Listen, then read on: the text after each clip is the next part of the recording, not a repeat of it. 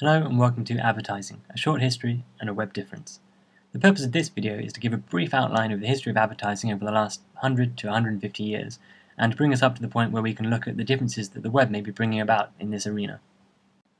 Advertising has of course been around since people began to sell goods in one form or another, but advertising as we would recognise it really began with the advent of the Gutenberg press.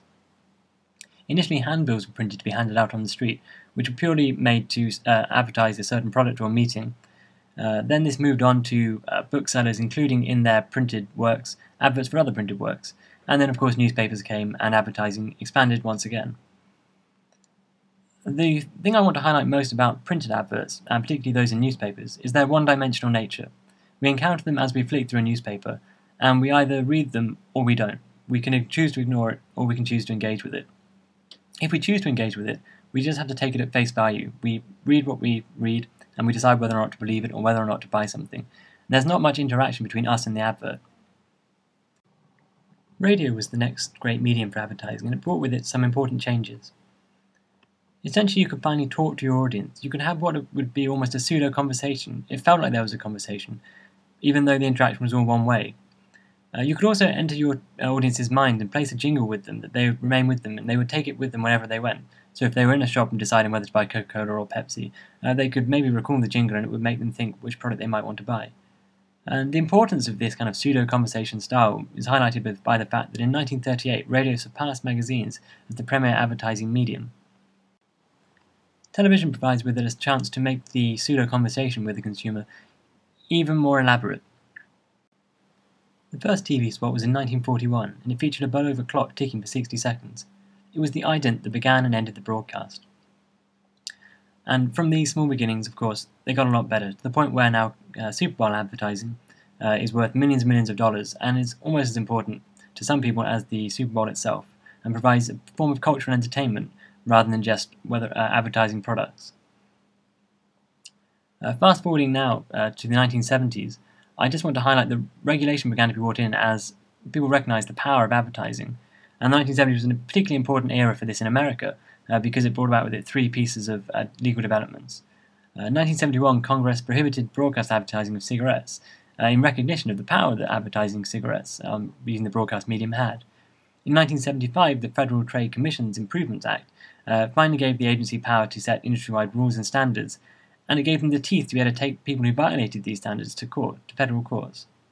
Now, 1976 saw a different development in the fact that the Supreme Court finally granted advertising First Amendment protection, again recognising the importance that speaking through advertising has. Fast forward 20 years and we arrive at Marlboro Friday, and this is the story of the death and resurrection of the Marlboro Man. Marlboro cigarettes were sold as a premium brand, and this was based on the image that they cultivated through advertising. They relied upon this image to give value to their cigarettes, and in 1993, the makers of Marlboro cigarettes announced price cuts and promotions.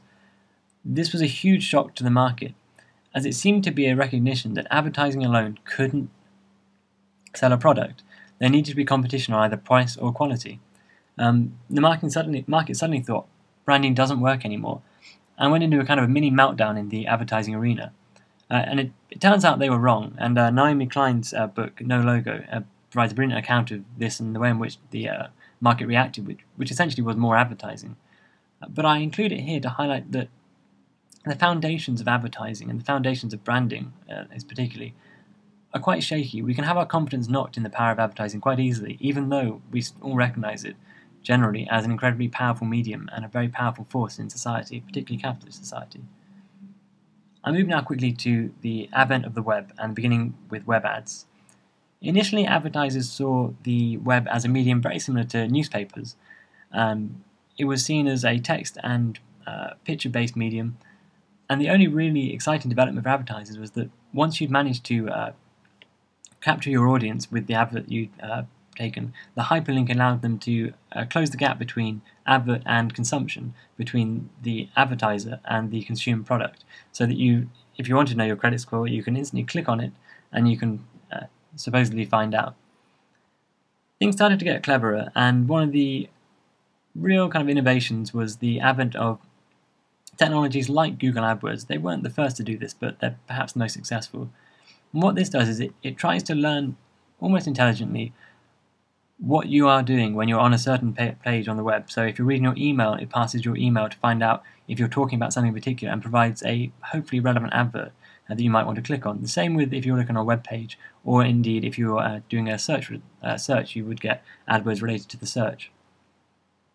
This is extended to Facebook advertising, which is supposedly even more refined, because advertisers here are given by the users of Facebook a profile that tells them everything they could possibly want to know about them. It tells them their interests, their activities, their favourite bands, their favourite books, their favourite products, even now with the fans application.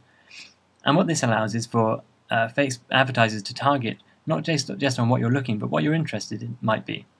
And sometimes, obviously, they get this wrong. And David Weinberger, in our class on advertising, told us about a study that showed that really they can only get it right about 20% of the time, or really truly accurate 20% of the time compared to a human. And of course, you get errors which can often be very damaging to people who are advertising. The thing to notice about the adverts on the web that I've just highlighted is they're still, in a sense, one-dimensional. There's no real conversation with the audience. The web has brought about different possibilities.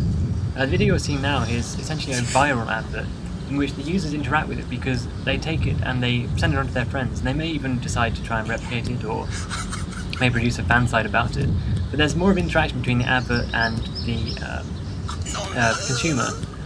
And as we get towards the end of this advert, we'll see that this is the beginnings of a real change, almost a sea change in advertising, the way products are conceived by consumers.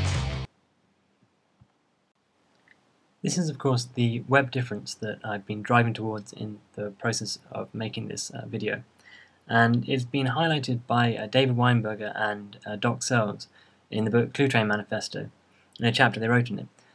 And the essential difference is that advertising is no longer this one-way street. It's now a conversation. A very good example of this that we were taught about in class is Amazon.com. On every page they provide a forum in which people can, normal users can tell people what they thought of the book or whatever product it is that happen to be buying on Amazon. And this is incredibly powerful because rather than having to trust an advert, you trust the experiences in the real world of users. Blogs have brought about a similar revolution as the one which Amazon, the example, highlights. And this is that even though blogs may be a repository where an expert tells a non-expert something about the product, they almost invariably have a comments field. This comments field can be used by a user to either pose a question further of the reviewer, or to correct something the reviewer has said, or just provide some information that's been missed out. And it provides an interactivity which is lost from the traditional review in a newspaper, and particularly obviously from advertising literature in newspaper or radio, web, or newspapers. And this is another extension of a conversation. This is an example that a conversation which can't be controlled by manufacturers, but which, of course, they can influence. Forums are another area where manufacturers are starting to get involved. They might put a forum on their site which helps provide users with a place where they can get a kind of informative and a kind of designated, officially expert opinion on something, so they can ask a question, or they can ask other users who may well be quite expert to help them out with things that might be going wrong with a product. But then this shows that the times when the manufacturer starts to intervene in these conversations are very delicate. I mean, we need to think about ways in which, not necessarily this is regulated by law, but ways in which kind of social norms are going to build up around what the manufacturer can and can't do in this conversation, and ways in which people can influence this either from a legal perspective or from any other perspective. Particularly, I mean, this revolution has come from a kind of a grassroots, user-empowered medium, so the chances are the solution will lie there rather than with kind of top-down introduction of regulation by law. But this is a question that the rest of the videos on this site hope to explore, and I hope you've enjoyed watching this one. Thank you.